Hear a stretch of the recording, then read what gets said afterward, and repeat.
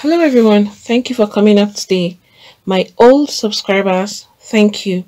And to those that are viewing for the first time or that have not subscribed, please click on the subscribe button and the notification bell so you get notified each time we upload a new video. And to my new subscribers, thank you for subscribing. Please do not forget to hit on the like button. Now there is a cry for help from a Nigerian woman who claimed her husband died right in the United States. And it's been gathered that the family of the Nigerian man, that's the man you can actually see there, who moved to the United States in 2016 with his Nigerian wife, that's the same woman you can also see there, are now asking for answers after the wife called them in 2018 to tell them that her husband is dead. But to their greatest dismay and surprise, she has not provided any proof of the dead body till date. Is this not very shocking? Will you come out to see someone is dead and then no pictures, no proof, no corpse, nothing? They can't even identify any dead body like this is their brother's corpse. And the sister of the deceased, that the sister of the guy whom the wife claimed has died, that's her name is Mojisola, said that her brother, who is Olatunji, and his wife Tosin Lawal, they both traveled to Illinois in the United States in November 2016. That's really far. And on January 20th, 2018, the wife just called them to tell them that her husband Olatunji is dead, just like that. On top of that, they consoled her and asked her for photos of his dead body and also burial, since she said that they were going to bury him in Illinois in the United States. But till date, this woman has not sent any proof of her husband's death. Neither has she even been specific about how he died. Is this not looking very dicey? What's really going on? How can you say your husband, whom you've been living with together, you guys just traveled in 2016, then 2018 she's now saying that the man is dead? Okay, fine, he is dead. What's the proof that he is dead? Where are the cops? Alright, you can't bring the cops down to Nigeria. Then give us pictures of his dead body and also tell us how he died. This woman did not do any of this thing. This is since 2016, and what are we in now? 2021. However, the sister said that she tried to reach out to Tosin to ask her why she hasn't sent the photos, but the wife now turned around, that's the Tosin lady, that's the wife, now blocked her on Facebook so that she can't have access to her anymore. All means to reach her, she has blocked it. And she said that this woman has also denied them access to the child, that's the child she's carrying the picture there, which she had with their own brother. Is there not something wrong or fishy that this Tosin woman is actually hiding? Or is it that the husband is still alive and she just don't want the husband to have access to his family members anymore? What is really the problem? Because things like this barely happen. When you say someone is dead, irrespective of the country, you would definitely show proof to his family members. She also added that Tosin's mother, that's the mother-in-law, who lives in Nigeria, has also threatened their family for demanding evidence of their son's death from her daughter in the United States. Guys, are you not seeing that something fishy is going on here? Is there nothing that this woman hasn't done to reach out to this lady for her brother's proof of death? And yet nothing. And look at now, her own mother, who is based in Nigeria, is now threatening them that they should not ask for any evidence about their son's death from their daughter, that they are disturbing her own daughter. What kind of a horrible act is this? If it's this woman, will she keep calm and watch and not see her son's corpse? Will she be okay? Isn't this so bad? Also, Mojisola, that's the sister to the guy, released a cry for help on Facebook. And she wrote this because it has gotten too far and she didn't know what to do anymore since they are now receiving threats. These were her exact words on her Facebook page. Even if you go there now, you're going to see it. She said this: "Please, everyone in the world that can help, we need your help because my family is so helpless. My brother, who is in this picture," she said, his name is Omorinbola Olatunji, and the wife Tosin Lawal traveled to the United States, Illinois in the year 2016 November. And everything was going on smoothly between them. She even gave birth to a child on getting there. But after a year, 2 months, the story changed. Our brother's wife called us one early morning on Sunday, 20th of January 2018, and informed us that our brother is dead. We were all shocked and in deep sorrow, but we consoled her and encouraged her to be strong and told her to just send pictures of him being buried so that we can see him for the last time before he is laid to rest. She told us that CAC Church South Exchange Chicago 2 were the one that will do the burial. Surprising, our wife refused to send to us any evidence regarding my brother's death. She said that the pictures were too large for her to send to us. Later, she said her phone crashed and she lost all pictures of his burial and the incident scene. She couldn't even explain what killed him. She said 2 different stories.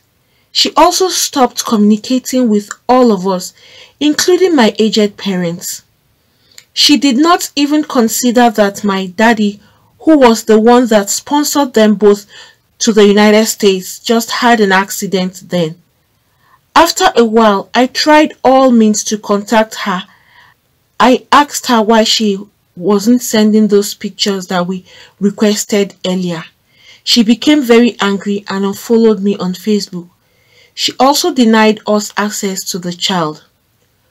Also, her mommy, who resides at a street in Mushin, Lagos, threatened my parents that they are not supposed to ask for any evidence regarding my brother's death and they should warn their children not to post anything relating to incidents online. Even after inviting my parents all the way from Akoko to Lagos, she could not give them any evidence to prove my brother's death. She said we should just take it like that. Up till now, we have not heard anything regarding my brother. Please help us to share this till it can get to someone that can help us. And that is the words coming out from Omorinbola Mojisola Ijatuyi. That's her name. That's the sister of the late guy. Friends, are you not seeing that something is really wrong somewhere? And how come these people are so strong to overpower a whole family like that? Well, I know that there are a lot of well-meaning Nigerians that don't take things like this lightly. Also, I know that people that are even in the location where she had mentioned would also take it up to them to find out what has happened to their son. This is an unbelievable story because if you say someone's child is late, how come you're not sending pictures of his corpse? How come you are not saying what killed him? Or is he locked up somewhere? Probably this guy may still be alive and he might be tied up somewhere and being used for certain things, or something is just really wrong. There's something that is not right about all of this.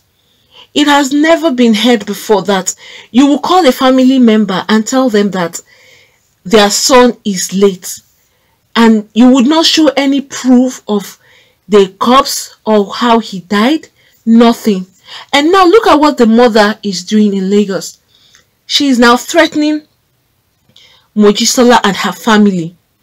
They should not make any demands of evidence, that they should take it like that. If she were the person and she was told that her daughter is dead and no proof, would she be calm and sit down? No parent would be happy to see themselves bury their child. Left alone to hear that the child is dead and no proof, you can't even see your child's corpse. At least to have a little bit of closure with your child before he's laid to rest. Nothing like that. Isn't this an act of wickedness? This family, the Lawal family, Tosin and her entire family, are not even placing themselves in the shoes of Mojisola's family. They are all demanding for answers, yet they are receiving threats. I'm sure the well-meaning Nigerians who would look into this, even those that are residing in Illinois where the wife is, would definitely try to do something, because once they see his pictures, I'm sure there are people who must know him either in the United States or people that know someone that can reach out to the wife or find answers, because this is unheard of and it's not even right. How can you deny people access of their son's dead body if you say he is dead? Or is it that he's been used for something and then his body couldn't be made available because of what it was used for? Or is it that he's in a different location entirely and he's under a kind of threat and they've told him never to show up anymore? Anytime he shows up, they will kill him. Something is not right. And I just pray that Mojisola and her family gets answers to all of this. And right now that she has gone on Facebook, it's an open marketplace where a lot of people come in and out. And definitely, this guy must be known by somebody, some way, somehow. At least he should have friends. If not for anything, there should be somebody that can still stand up now and lead the family to the right path on how to get answers. This is so unfair. That was how the other day, this was even completely different, where this other woman and her husband had a very serious fight in the United States, and the husband had to take video of their quarrel and everything, and he posted it and said, you can see how the wife is threatening him. She even brought cops to the family, and these are Nigerians too. And afterwards, this guy decided that he was going home to relay the problems to his family and also her family members, so that people can be aware of what is happening, because the wife got him arrested. And he traveled back home to Nigeria. The very day this guy traveled back home, the next day, that was how he was killed. And who did the whole responsible? Everybody now pointed fingers at his wife and saying, as soon as they had a quarrel, he traveled, and the next thing that he was killed. And the way he was killed is people just blocked him up at his gate and tried kidnapping him. So in the course of the struggle, while they noticed that he was also an official and he was trying to also defend himself, that was how those armed bandits, those kidnappers, killed this young man. And so the parents and the family members had to hold his wife in the United States responsible for his death. So it seemed like she organized people to kill this particular young man who is her husband, and they have 3 kids together. So it's so unfortunate that sometimes some of those people, when they leave their country and go to another country, they treat their spouses differently. And in some situations, they would say these are the spouses that helped to bring them to that country, and in the end, they end up treating them so bad that they will feel, I wish they knew they wouldn't have carried this person or married this person. You find out that some couples, after the guy has stayed for a long time, he decided to bring his wife over from the country where she is to his own country. Sometimes it doesn't end up well. Something would either happen with the wife or the husband, and one of the parties would be like, I wish I knew you wouldn't have come to this country with me. Some people have ulterior motives. Some, when you marry them and bring them to the country where you are, they change automatically, especially when they start having access in that country, or they've gotten their documents and they've gotten a job and they've known a whole lot about that country. They tend to push the guy aside who brought them or got married to them and decide to do some other things or push him aside and move on with their lives. Some make things difficult for the man. It also goes both ways. Some of the women who are in the country would now invite a man who they feel they want to get married to and bring him over to the country.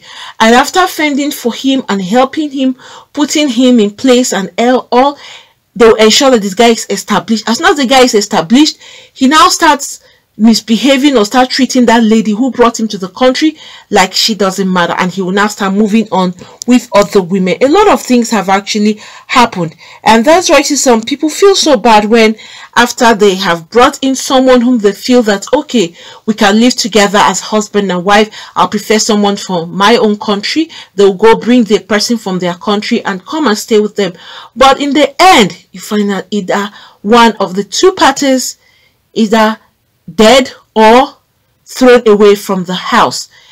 That's why people need to be very, very careful, especially when you've had long distance conversation, long distance relationship with someone, and then you bring the person over. Even if you've not had long distance relationship, just carrying the person over. Some people, when you carry them together alongside with you, either the man or the woman, when they get to that country, they end up forgetting that it was through your help that they came there, either the man or the woman.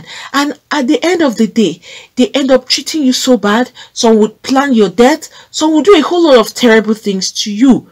It's good you should be very sure of whom you're taking along or whom you're entrusting so much to actually be with you or reside with you in the country where you choose to reside, because not all of them have very good intentions. Some will make up their minds once they get there. They would ensure that they have those documents that they need, get established, and then you would not mean anything to them anymore. All right, going back to this case, he went with this lady in 2016, and then just a year later, you now said the man is dead. Fine, no proof, nothing. No family would take this.